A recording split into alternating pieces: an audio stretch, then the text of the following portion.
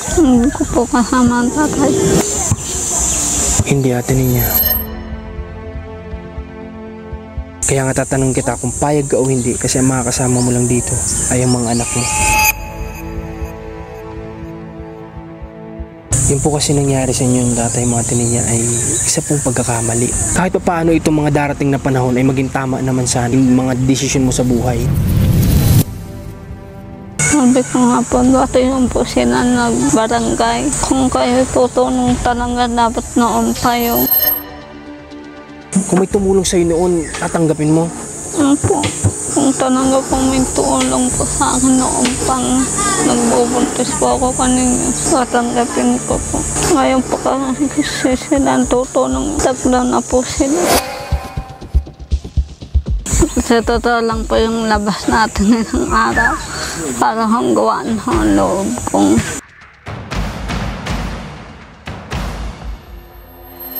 Good day mga kabayan, another day, another mission. Today po ay 8 AM na at nagsimula kami magbiyahe ni Mac ng 7 AM at sa awa ng Diyos isang oras, nandito na tayo ngayon sa Rosario, Batangas.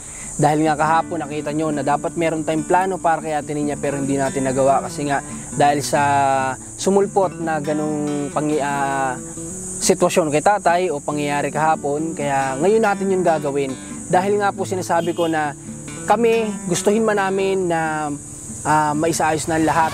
Pero dahil nga sa meron tayong sinusunod at kung yung sinusundan natin ay hindi po kaagad-agad makagawa ng aksyon o yung sinusundan natin ay wala pa rin hanggang ngayon yung inaantay natin na dapat ngayon ay nangyayari na yun, siguro po this is the time para subukan naman natin yung mga kaya natin ng tayo para na sa ganon ay malay natin sa pamamagitan natin o sa naiisip nating pamamaraan ay mailayo na natin si Ate Ninya sa kalbaryo na dinadanas nila.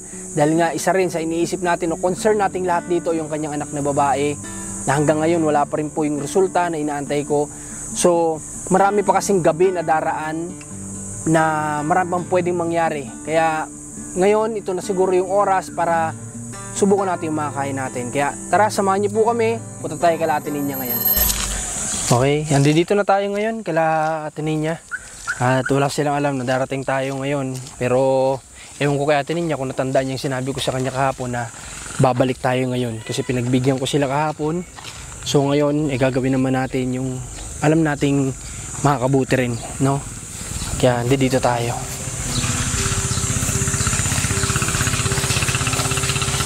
Tao po.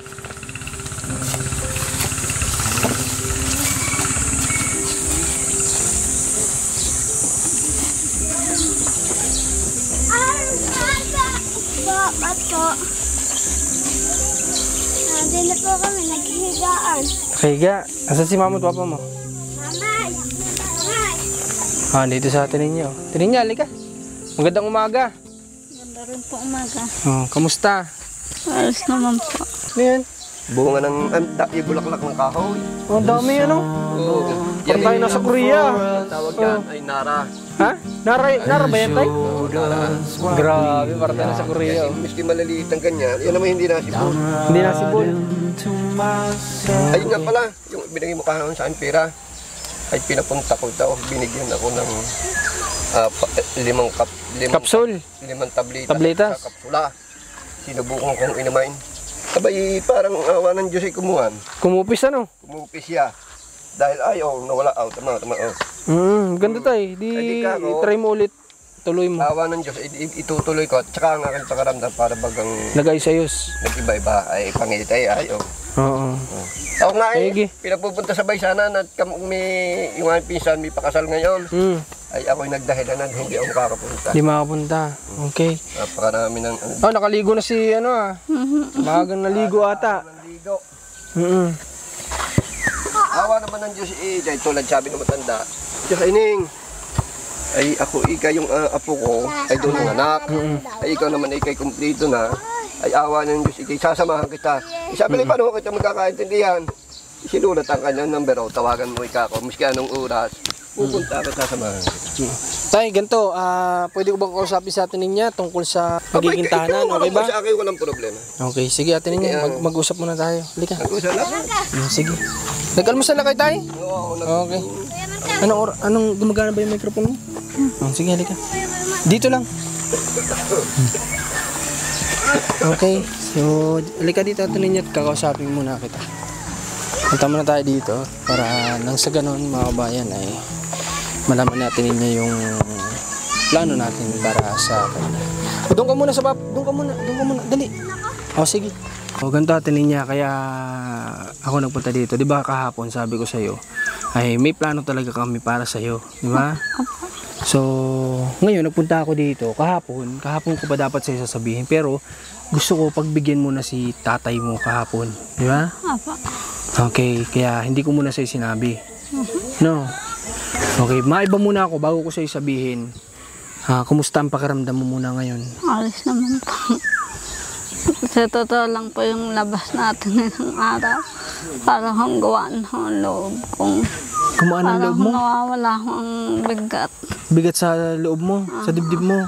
Simula nung naglabas tayo? Okay, kahit pa paano ba atin yan? Sa mga ganung paraan, napapasaya ka ba namin? Opo. Okay, kasi atin niya ganito. Kapag ka dumating yung time na may isaayos natin kasi lahat, maraming biyaya pa ang pwedeng dumating sa'yo. Tapos marami pa tayong pwedeng gawin. Like, kung ano man yung mga hindi nyo nararanasan sa buhay, pwede nating magawa na maranasan nyo yung kahit pa paano. Ano? Kapag naisaayos na natin lahat, pwedeng mangyari yun. Kaya, ibig sabihin natin niya, ikaw, bago tayo pumunta rin sa gusto kong sabihin sa'yo, ikaw, sa talambuhay mo ba, simula nung naging anak kanila nanay at tatay, ikaw ba ay naranasan mo yung lumabas kasama mga magulang? Hindi po, bahay lang po kami talaga. Bahay lang talaga. Sama mo muna ninyo itong kapatid mo? Sama muna kayo. Dali, sama muna kayo. At hindi dapat nakikinig ang bata sa usap ng matatanda. Okay, so ibig sabihin talagang bahay lang talaga kayo nun. Ikaw Ate Ninyo, nung nabubuhay yung mama mo, nung nabubuhay siya, kamusta yung relasyon nyo bilang mag-ina? Inabot mo siya, di ba? Kahit na ilang taong gulang ka pa lang? Yung may muang ka na nun. Kumusta yung nakikita mong pag-aalaga niya sa'yo? Alis lang po. Nag-alaga rin naman po ako sa kanya. Yung po siya may sakit. Kaya po kasi yung kapatid ko mag-alaga, kaya ako na nag-alaga. Okay. Nung ikaw Ate Ninyo ba, ay nung buhay pa yung mama mo, sino ang madalas mong nakakasama? Si tatay o si nanay? Ano po? Noong buhay pa siya? Noong mga panahon na yun, nagtatrabaho ba si tatay o talaga nandito lang siya sa bahay? Opo. Dati po may trabaho po ang tatay, baboy. Yung sinasabi niya yung pag-aalaga. Opo. Kaya mas madalas mong kasama Opo. si nanay.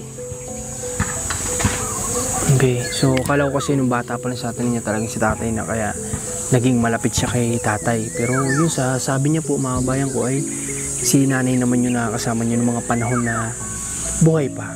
Matanong ko lang din po Ate Ninyo at hindi ko pa po talaga alam. Ano po yung kinamatay ng mama mo? Nagmitog po ang tayong purong laman ng tubig. Ang tiyan niya? Tapos butas-butas ang binti agos ng tubig. Ay hala, Opo. ganun yung nangyari? Lumaki yung tiyan niya tapos yung paa niya may mga butas-butas. Grabe ko, katakot naman yun. Ayun Ate Ninyo, ganito. Ako, gusto namin, ganito may offer ako sa'yo. Ate Ninyo ha? Pa. Meron ako sa iyong gustong ialok Po. na hindi ko alam kung tatanggapin mo ba ito o tatanggihan mo. Dalawa lang yung pwedeng sagot dito sa ialok sa iyo. Ha? Napapaisip ka ba kung ano? Po. Okay, Ate Ninyo, ganito. Meron kasi sa atin gusto ring tumulong na pagtitiri ka ng bahay nyo.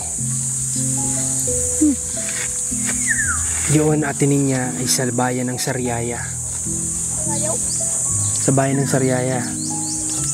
Diba ikaw na rin nagsabi nung una, gusto mo kung sakaling pababahayan namin kayo ay doon sa malayo, sa mga nakapalibot sa inyo dito. Diba yun yung sabi mo sa akin?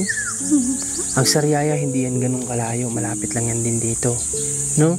Baka wala pang isang oras, nandoon na tayo. Kami, ang part naman namin, willing kami na tumulong sa'yo, sa pamilya mo, na mapagawan ka ng bahay. Bumuo ka ng masasabing talagang totoong pamilya mo. sa madaling salita Ate Ninya ay ang magiging kasama mo. Kaya nga tatanong kita kung payag ka o hindi kasi ang mga kasama mo lang dito ay ang mga anak mo. Hindi na po pwede ang kasama ko po ang tatay. Yun po kasi nangyari sa inyo ng tatay mo Ate Ninya ay isa pong pagkakamali. Kami po Ate Ninya, nakikita ko na maraming darating sa iyo na pagpapala galing sa mga manonood natin at sa amin once na maisaayos namin kayo. Magkakaroon ka ng maayos na tahanan, magkakaroon ng maayos na edukasyon yung mga anak mo, magiging tahimik ang buhay mo, malalayo ka sa kalbaryo at kung ano yung dinadanas mo sa ngayon. Hindi ko po kasama ang tatay. Hindi Ate Ninya. Kaya ikaw tatanungin ko, ito yung paraan ko para nang sa ganun maging tahimik na ang buhay mo. Ate Ninya, alam ko mayroon kang takot, may takot ka, alam ko kahit di mo sabihin. Okay, at ang gusto namin kumbaga hindi na natin may tatama yung nangyari dati eh. Kahit pa paano itong mga darating na panahon ay maging tama naman sana yung maging mga desisyon mo sa buhay. Kasi Ate Ninya, itong nagawa mo sa inyo ng tatay mo, isang malaking pagkakamali, lalo na sa mata ng Diyos.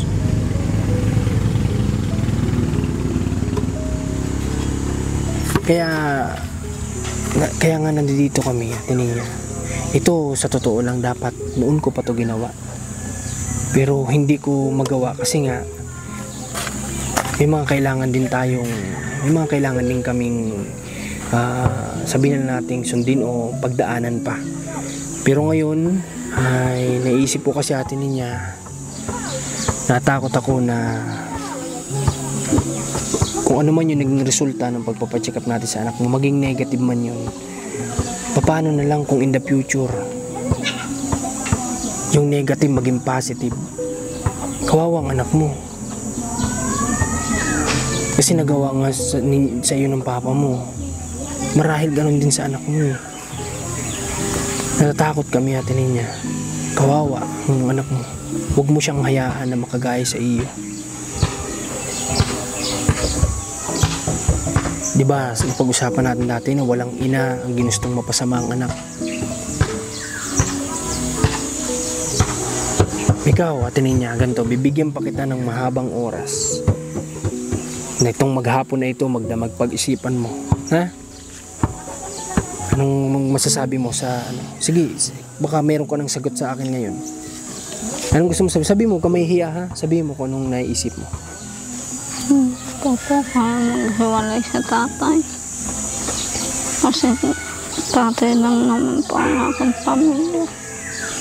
Sabi ko nga sa iyo dati, naghihiwalay lang po kami kung patay na lang po siya. Nagyan naman po ako para pumalagaan ko pang anak ko.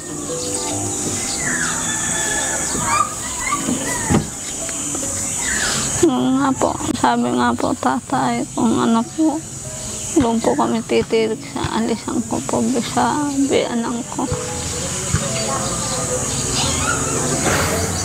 Pero Ate Ninya, alam ko naman na mahal mo yung mga anak mo. Pero papaano na lang kung sakaling wala ang mata mo sa anak mo at may mangyaring hindi maganda? Papaano siya? Kawawa siya Ate Ninya. Lalaki siya na dala-dala niya yan, trauma hanggang paglaki. Baka hanggang magkaasawa yung anak mo, may trauma pa rin. Baka matakot pa yan sa magiging asawa niya o ano man. O ano yung magawa niya sa ibang kalalakihan na wag naman sana dumating sa punto na ganun. Kaya nga inaagapan sana natin to Ate Ninya para na sa ganun ay may tama natin lahat ng pwede pang mangyari in the future na maiwasan natin. Pero nakikita ko sa'yo na hindi mo talaga kayang iwan ng tatay mo. Kaya sabi ko nga, bibigyan pa kita ng oras para mapag-isipan lahat ng sinasabi ko, ha? Ha, Ate Ninya? Magsasama loob mo sa amin, ha? Baka magagalit ka sa akin. Ha? Hindi sa pinaghihiwalay ko kayo ng tatay mo ng walang dahilan, ha? Ginagawa po natin to dahil may mga dahilan. Okay? Ate Ninya? O, marahil hindi mo naisipan yan sa ngayon, o baka yung nakikita mong nangyayari sa inyo, baka ang akala mo yun yung tama, baka akala mo yun na yung realidad, pero hindi ganun eh.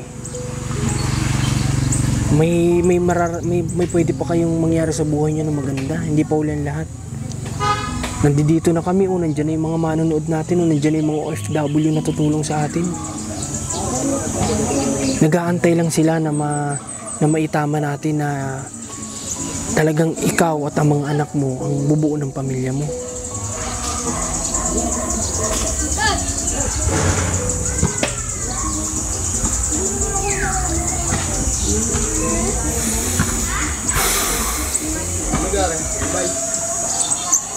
Papaano na lang kung yung sinasabi ni tatay ng mga kamag-anak nyo, pakulong si tatay. Ha?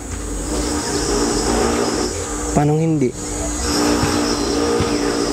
Paano ka nakakasigurado, Ate Ninya, na hindi mangyayari yun? Hindi po ako papayag. Hindi ka papayag? Ate Ninya, may tatanong ako sa iyo, ha? Huwag mo masamain, ha? Ito gusto ko lang malaman sa iyo. Ikaw po ba'y mahal mo ng tatay mo? Mahal ko po bilang ama. Magulang po. Bilang magulang. Pero bakit hindi mo kayang Ate Ninya, hindi mo kayang, alam mo yun, hindi mo kayang bumuo ng talagang sa iyo at hindi sa tatay mo na pamilya? Ate Ninya, 3 kayong magkakapatid, alalahanin mo. Hindi lang dapat ikaw yung nag-iisip na balang araw ay kapag mahina ng tatay mo yung mag-aalaga. 3 kayo, Ate Ninya, na pwedeng magtulong-tulong. Hindi lang ikaw ang anak ni tatay.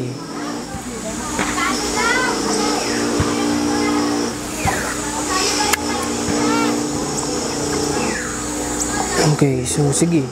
Pag-isipan mo pa, ha? Ate Ninya, ha? Baka nagbabaka sakali ako, pagpipray ko na baka sakali na lang magbago isip mo, ha? Okay, so hindi kasi natin siya pwedeng puwersahin. Ate Ninya, dito ka na, dito na kayo. Hindi pwede yun. Kailangan gusto nila, diba? Okay.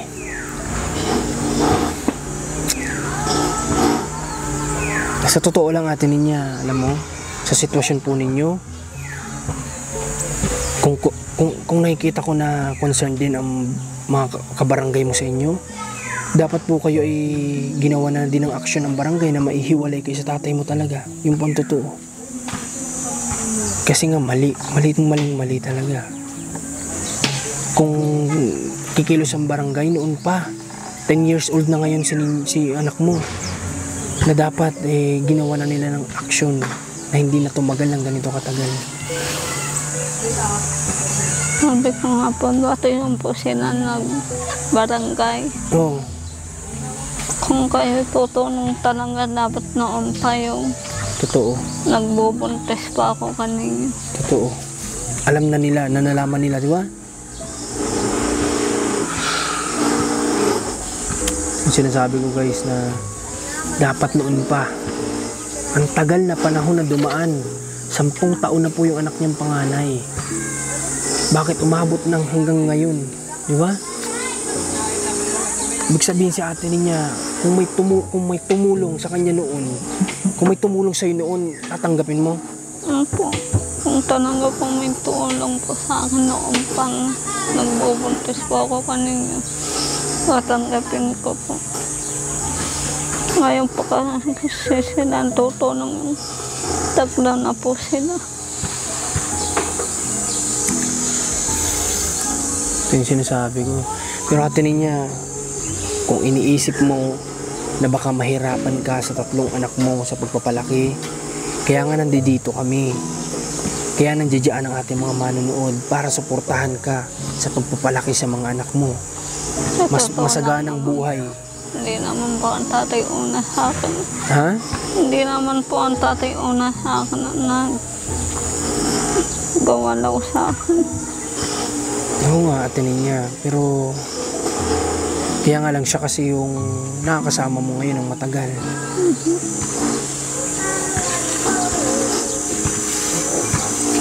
Okay. So, sa ngayon, huwag mo na lang muna itong banggitin kay tatay. Sarili mo na lang muna, ha? Ikaw ang mag-isip, ikaw ang magdidesisyon nito, ay hindi siya, ha? Siya ay magulang lang. Alam mo ba ang responsibilidad ng magulang? Hanggang payo lang yan sa anak. At nasa anak pa rin ang final decision o ang huling desisyon. Ano? Anak pa rin ang magdidesisyon sa buhay niya. Hindi ang magulang. Magulang, tamang payo lang yan. Dapat. Yun ang tama. No? Anak pa rin magdidesisyon. Kasi ang desisyon ng anak, magkamali man yan, nagkamali ka, walang magagawa. Kung tama yung naging desisyon mo, di tama yung maging masaya na lang magulang mo at naging tama. Kung failed, suportahan pa rin. Yun lang naman ang obligasyon ng magulang. Okay, sa ngayon, mukhang hindi pa natin convince si Ate Ninya, pero ginawa ko yung best ko. Tama din yung sinabi niya na kung concern ng kanyang mga kabarangay, dapat noon pa. Hindi na umabot ng 10 taon. 10 taon na po yung panganay niya. Baka naman nung Ate Ninya noong mga time na gusto kanilang tulungan, ikaw yung ayaw. Hindi po. Sadya po sila tumahimik na lang po. Bigla, nanahimik na lang sila. Opo. Okay, kaya Ate Ninya po yung nanggaling. Kasi naisip ko lang din na baka naman gustong tulungan ng barangay tapos si Ate Ninya yung may ayaw. Wala sila magagawa kung ayaw na Ate Ninya tanggapin yung tulong nila. Pero kung sinasabi mo na sila'y nanahimik ng mahabang panahon, di ba?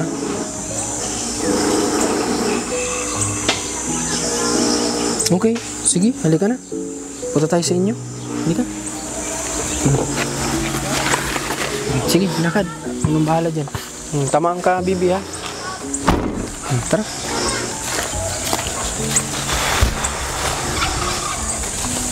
Anong pang ulam nyo? Ano Sa po? kabila dyan, sabi noong inyong pinuntahan dyan, na yung dating tinirikan, at baka ako makakausap. Sige, try nyo. Try mo tayo, ha? Kakaunti doon. Sige po.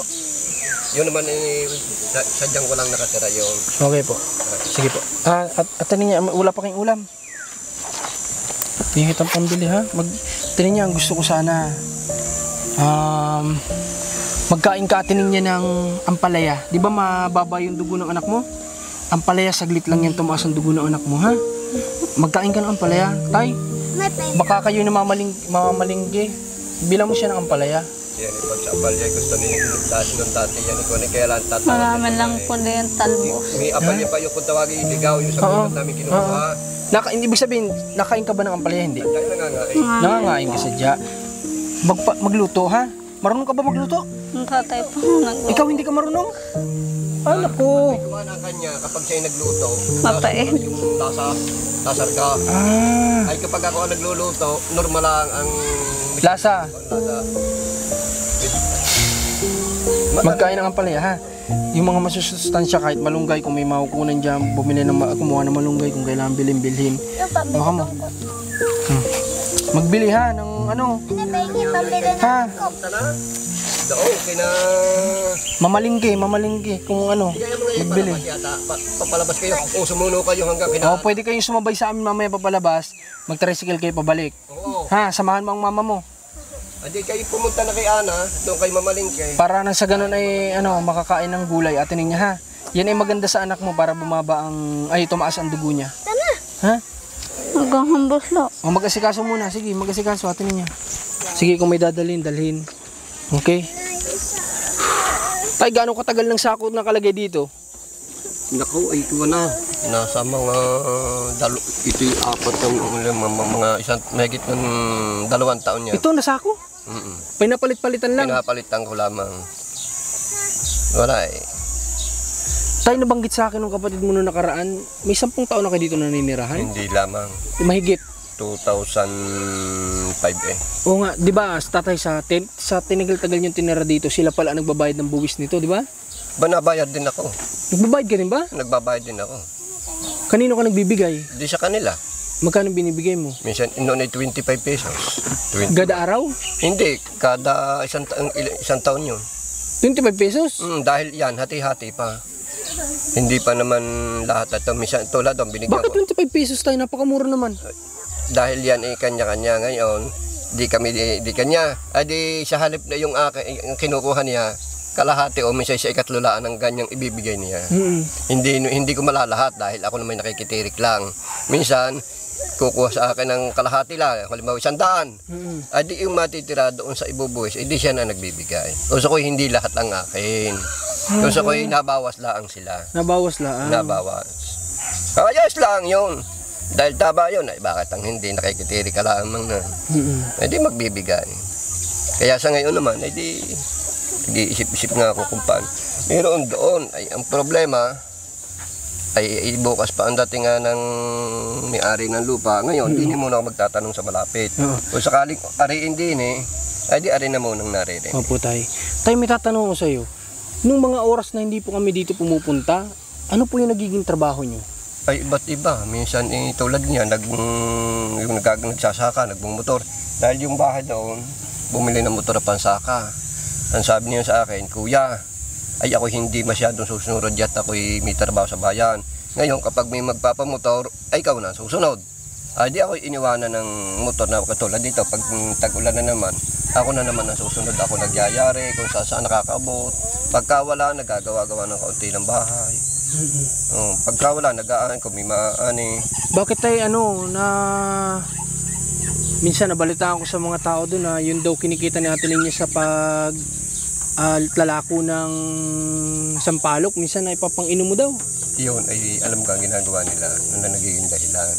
Sapagkat sila, kita nila ako pag ganito. Yun ang ginagawang dahilan na nila sa akin.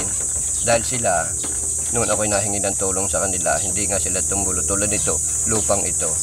Pag ako'y nahingi ng tulong, yung pagbahaga na ako, pumunta ako doon, sila pa ang mga galit. Kita mo, ikaw ang nagpunta, ikaw nakapulong. Ang atin ay bahagi na, ano ka naging sagot pa sa iyo. Isang pag ako lalagay, ako, nung iwanan ng ama, ay 15 taon, iniwanan ng inay 7. Ni isang kapatid, ay wala man lang nagkuhan sa akin, ibang tao, o kung mga sino-siyang kamag-anak. Wala akong tinirahan ng mga kapatid. May kapatid nga sa ama, ay hindi naman maintindihan ako nasa sa hap-hap. Kaya ngayon, namang kuwang ito, ay di, ako'y naghahanap ng pagayang-gaya. Tulad magtatrabaho ka dito. Lahat naman ng kuwan, ay ikaw kung di, kikita ka maghapon, wala na. Tulad wala. Di ka, pakadami dito, wala na mga trabaho. Kaya nga kung sakali ako mapapalayo, may mapapag-iwanan ako ng maayos ang mag-iina. Yung halimbawa ako nagsasaka na uli, ay di tiwala na ako kaysa rito sa iiwanan ko dito. Tay, bakit sabi ng isa sa kapatid nyo, kayo daw ay kaya hindi daw nila mabigyan ng trabaho kasi lagi nyo daw tinatanggihan? Ay ano ga ibibigay nila, hindi naman sila nagbibigay. Kapag daw po inaalok kayo ng trabaho, ang dami nyo daw pong rason. Ay ano ga ibibigay, hindi naman sila nagbibigay Wala naman sila binibigay Magaling pa nga yung aking pamangkin, si Leone, noong hindi pa nagkaka-COVID, kasama nila ako hanggang Cavite. Naggagawa ng bahay. Ngayon na magka-COVID, napahinga, napatigil. Ngayon naman, ay hindi naman masyadong marami ang trabaho, ay di iilan sila na nagagawa. Okay. Kaya nga sabi nung iba, pagka meron ulit tayo ngayong tag-ulang ito. Sasama ka daw? Sasama. Ako sige, walang problema. Ang mahalaga lang ikaw muna, ang unahin mo ang bahay mo. Okay. Dahil baka tayo nagagawa, pagka dumating ang bagyaw, ay mausisya mo yung iyong mag-iinay nakaupo na lang sa puno ng kahoy. Ako yung, at gagawin ko. Okay. Sige tay. Sige, sana makatrabaho ka ulit. Gumaling muna yung kamay mo at paa. Ay, okay. Inay, ibibili mo lang paluli ako ng gamit na. Tara, sama natin sila Ate Ninya, guys. Kasi medyo malayo-layo ang bilihan dito ng mga gulay, ganyan. Kahit tigmin sa 10 ng bawat isa. Ang bahay ng kapatid mo Ate Ninya dito, saan nakatira? Hindi nila sa likod din eh. Malapit doon sa inyong pinuntahan na meeting. Babae siya, lalaki? Lalaki anak ka rin eh. Ah, okay. Ang anak ay nakariyan na. Nagtatrabaho siguro ngayon, ano? Ay, aba. Nagtatrabaho ka nino. Nangunguriente daw. Okay, wala dyan. So sige, gusto ko din sanang makausap yung kapatid natin niya pero sa ngayon wala dito. So abangan nyo na lang sa sunod. Hihingin natin siya ng masasabi niya sa nangyari to. At marami akong katanungan sa kanila din ng mga kapatid kung bakit umabot sa ganito, di ba? Marami akong katanungan sa kanila guys na gusto ko masagot din nila. Okay?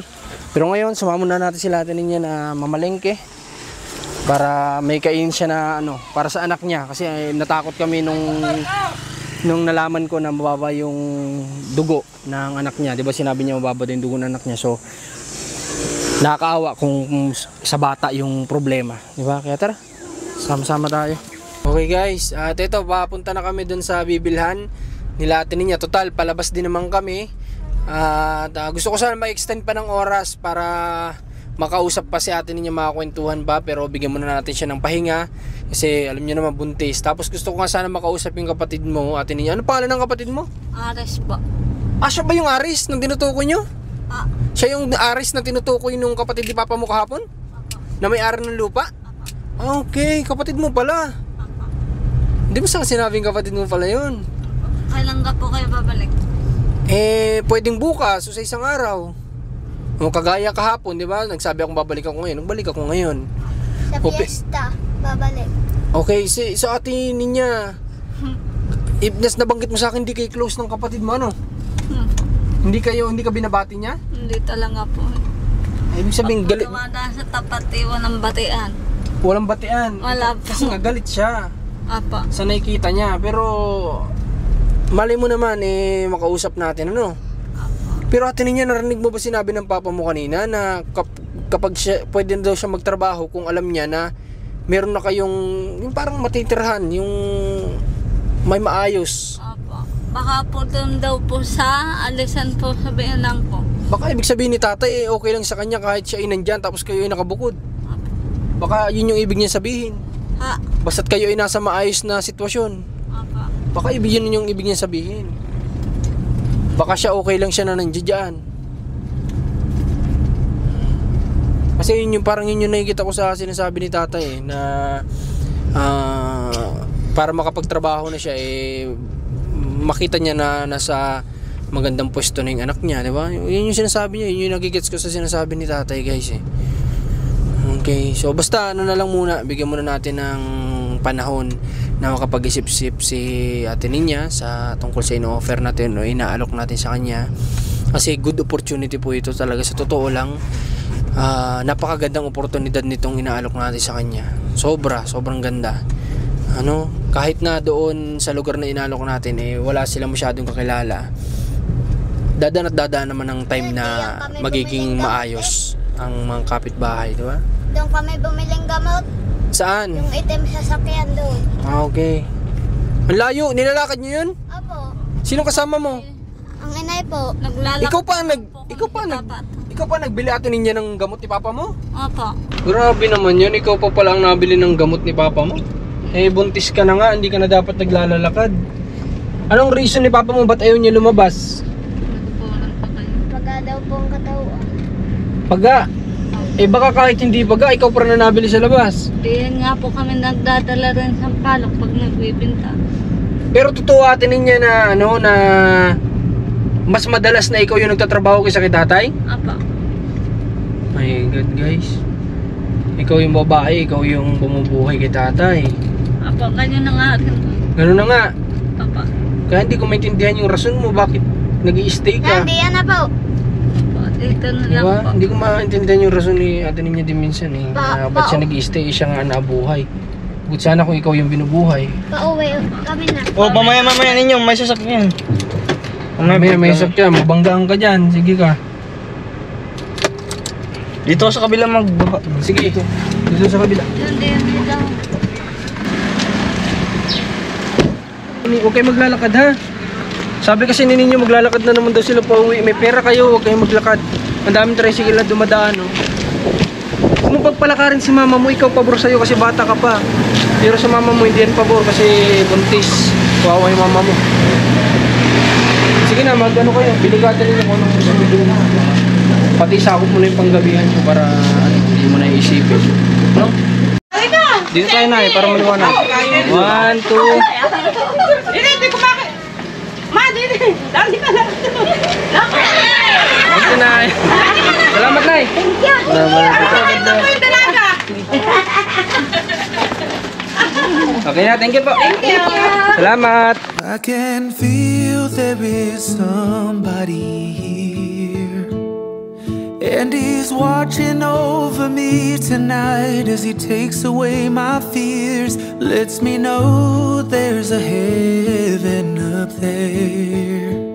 Hindi ko ina-expect na tatanggihan ni Ate Ninya sa unang pagkakataon na pag-alok natin sa kanya, yung inaalok natin.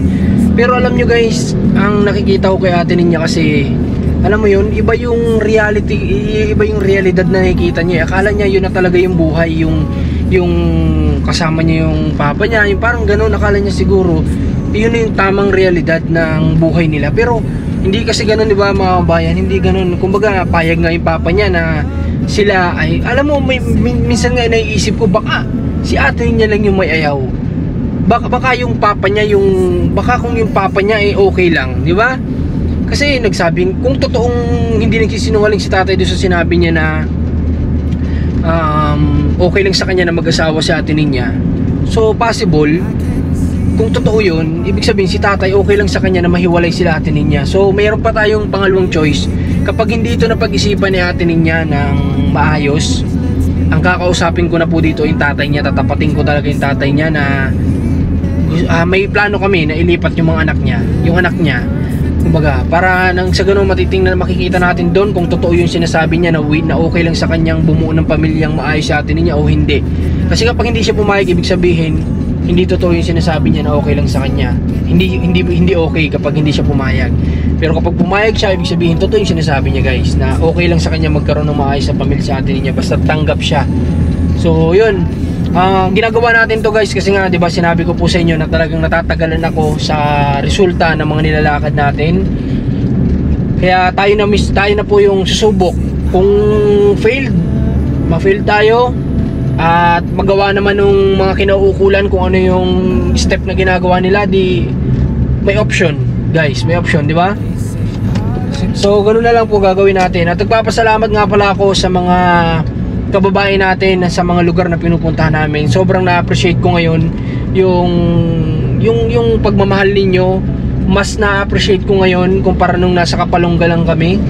Mas na-appreciate ko ngayon yung natutuwa yung mga tao sa ginagawa naming pagtulong.